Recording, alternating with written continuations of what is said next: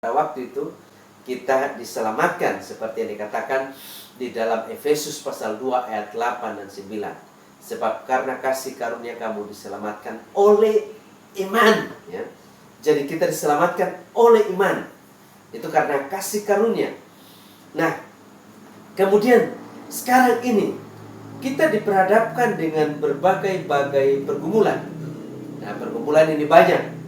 Katakanlah yang biasa kita katakan pergumulan tentang sakit, pergumulan tentang apa lagi? Ya, tubuh fisik yang sakit. Kemudian biasanya tuh pergumulan apa? Dompet juga kadang-kadang sakit, ya. Ekonomi, kita punya pergumulan apalagi yang sakit. Rohani kita yang sakit. Bagaimana kita bisa dapat? Tentunya kita berharap bahwa ada kesembuhan, ada penyelesaian. Apa yang bisa dapat membuat terjadinya penyelesaian? Saudara-saudara pun dikasih oleh Tuhan Yesus. Kekayaan itu sudah dalam firman, dasarnya dalam firman. Kemudian yang perlu kita lakukan pertama adalah kita percaya, iman. Nah, kemudian setelah iman itu baru akan mempengaruhi kehidupan doa kita. Yang tadi kita berbicara tentang iman itu akan mempengaruhi kehidupan doa setiap orang beriman atau orang yang percaya. Nah, kalau begitu, bagaimana kita bisa dapat yakin? Bagaimana harapan kita untuk orang yang sakit itu sembuh? Nah, di dalam Markus pasalnya yang kelima ayat 34, Yesus Kristus berkata begini, "Hai anakku, imanmu telah menyelamatkan engkau. Pergilah dengan selamat dan sembuhlah dari penyakitmu." Ini kata firman Tuhan. Apakah firman Tuhan ini adalah sebuah janji yang hanya sekedar ada begitu saja? Tidak. Bagaimana kita bisa dapat menikmati ini? Nah, saudara, ini adalah iman. Jadi, ada katakan penyakitmu sembuh.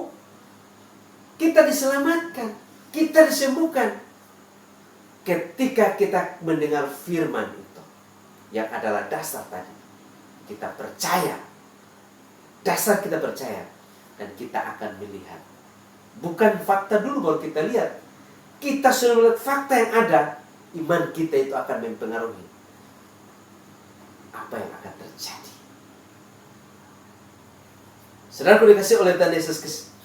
Markus 5 ayat 34 dikatakan, "Hai anakku, imanmu telah menyelamatkan engkau. Pergilah dengan selamat dan sembuhlah dari penyakitmu." Kata Yesus demikian. Di mana bagian ini ditulis? Di firman-Nya, di kitab Markus. Dan kita orang percaya. Saya percaya itu.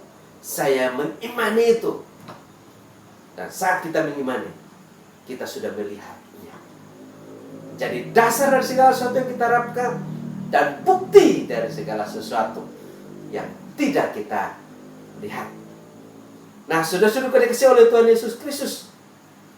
Di dalam Markus pasal 9 ayat 23 dikatakan, tidak ada yang mustahil bagi orang yang percaya. Nah, tidak ada yang mustahil bagi orang yang percaya. Mujizat akan terjadi ketika kita percaya. Jadi tidak ada yang mustahil bagi orang yang percaya. Iman, dia punya ukuran. Di dalam Matius pasal 17 ayat 20 dikatakan bahwa jika imanmu sebesar biji sawi, kamu dapat memerintahkan gunung-gunung ini beranjaklah dan tercampaklah ke laut, maka hal itu akan terjadi. Jika imanmu sebesar biji sesawi. Saudara bisa dapat membayangkan iman kita sebesar biji sesawi, ya, bisa dapat memindahkan gunung-gunung ke tempat yang lain. Itu sesuatu yang mustahil secara manusia. Tetapi kalau dikatakan sebesar biji sawi akan terjadi. Apakah ini mustahil? Tidak. Ini fakta yang Tuhan katakan. Alkitab yang berbicara. Kemudian yang berikutnya, kita juga dikaruniakan oleh Tuhan ukuran iman masing-masing. Di dalam Roma pasal 12 ayat 3 dikatakan begini, Janganlah kamu memikirkan hal-hal yang lebih tinggi daripada yang patut kamu pikirkan. Tetapi hendaklah kamu berpikir begitu rupa, supaya kamu menguasai diri menurut ukuran iman yang dikaruniakan Allah kepada kamu masing-masing. Saudara, jangan tiru orang lain. Ingat, karena Tuhan karuniakan kita iman masing-masing. Tetapi mulailah mempercayai Tuhan bukan melihat orang lain, karena kita dikaruniakan iman masing-masing. Nah, kadang-kadang orang stres, kata kami, saya mau jadi seperti orang itu, yang bisa satu kali berdoa dan terjadi begini. Jangan ikuti karena pengalaman masing-masing. Lihat dia punya latihan iman berapa lama dia untuk jadi seperti begitu. Iman itu seperti otot, jadi perlu dilatih terus-menerus. Dan kita mulai bertolak dari ukuran iman yang diberikan oleh Tuhan kepada kita. Iman itu semakin dilatih, maka semakin hari semakin kuat. Dan kita harus bertolak dari ukuran iman yang diberikan oleh Tuhan bagi kita sekarang ini. Iman yang diberikan Tuhan kepada kita. Nah, saudara-saudaraku dikasih oleh Tuhan Yesus Kristus, ada dua hal yang kita lihat dalam hubungan iman dalam kerangka doa. Yang pertama adalah iman pribadi. Iman pribadi ini ketika ada pergumulan yang kita lakukan. Dan saya katakan tadi, iman itu mempengaruhi kehidupan doa kita. Bagaimana pengaruh iman itu dalam hidup kita? Markus 11 ayat 23 dan 24 ya kan. Asal tidak bimbang hatinya, tetapi percaya bahwa apa saja yang dikatakan itu akan terjadi, maka hal itu akan terjadi baginya. Karena itu aku berkata kepadamu, apa saja yang kamu minta dan doakan, percayalah bahwa kamu telah menerimanya, maka hal itu akan diberikan kepadamu. Ketika kita meminta, percayalah bahwa kita telah menerima, maka hal itu akan terjadi. Berbicara tentang apa? Iman pribadi seseorang. Iman pribadi. Jadi saya sering katakan begini, kalau tadi terlalu sulit untuk mendefinisikan iman, maka kita lebih singkat, mempersingkat definisi iman. Iman adalah percaya kepada Tuhan dan firman-Nya tanpa ragu-ragu. Lebih sederhana, sehingga ketika kata firman kita tidak perlu berpikir panjang. Firman ini adalah benar, percaya dan lakukanlah. Kalau disuruh minta ini, lakukan, minta. Dan pastikan bahwa Tuhan sudah menjawab. Di bagian Alkitab sini, Markus 11 ayat 23 boleh pada ketika kamu minta dan doakan, percayalah bahwa kamu telah menerimanya. Bahwa kamu telah menerimanya. Ini adalah iman pribadi. Saudara-saudaraku dikasih oleh Tuhan Yesus Kristus, kita terus melatih iman kita terus bertumbuh. Kemudian yang berikut adalah doa yang dilakukan secara bersama-sama, atau dengan kata lain, doa sepakat. Alkitab mengatakan begini, jika dua orang di antaramu sepakat meminta kepadaku, maka apapun permintaan mereka akan dikabulkan oleh Tuhan. Nah, kesepakatan.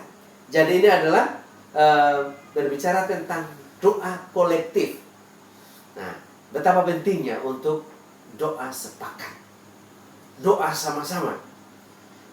Jadi Matius pasal 18 ayat 9 dia bilang begini, dan lagi aku berkata kepadamu, jika dua orang daripadamu sepakat meminta apapun juga permintaan mereka, akan dikabulkan oleh Bapamu di sorga.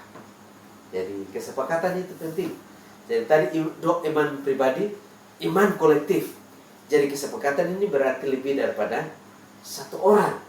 Ya, kalau suami istri sepakat, wow, di sini dikatakan bahwa apa saja yang kita minta diberikan kepada. Jadi doa pribadi, doa kesepakatan ini akan mempengaruhi apa yang menjadi kehidupan rohani kita. Dan kita bukan sekedar tertuju pada jawaban doa itu, tetapi tertuju pada Allah, karena Dia pasti melakukannya apa yang dijanjikannya. Saudara-saudaraku dikasih oleh Tuhan Yesus Kristus, iman adalah dasar dari segala sesuatu yang kita harapkan dan bukti dari segala sesuatu yang tidak kita lihat. Mari kita mulai mengevaluasi sejauh mana iman itu mempengaruhi doa kita, kehidupan doa kita. Sekarang kita mulai belajar. Kita ini orang-orang beriman.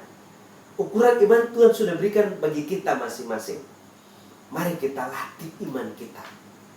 Kita latih iman kita sehingga iman kita semakin hari Tuhan akan tambahkan ukurannya. Dan kita akan melihat mujizat demi mujizat yang akan terjadi di dalam kehidupan kita masing-masing. Saudara-saudara dikasih oleh Tuhan Yesus Kristus, iman pribadi, iman kolektif akan menjadi sarana bagi kita orang percaya untuk bisa dapat menjalani kehidupan di dunia ini. Alkitab mengatakan, tanpa iman tidak mungkin orang berkenan kepada Allah. Kita dasari dengan iman, berjalan dengan iman, maka kita juga akan dituntun oleh Tuhan melihat mujizat dari saat ke saat, dari waktu ke waktu, dari satu persoalan ke persoalan yang lain. Maka kita akan melihat kemuliaannya. Iman adalah percaya kepada Tuhan dan firman-Nya secara sungguh-sungguh. Tuhan Yesus memberkati kita sekalian.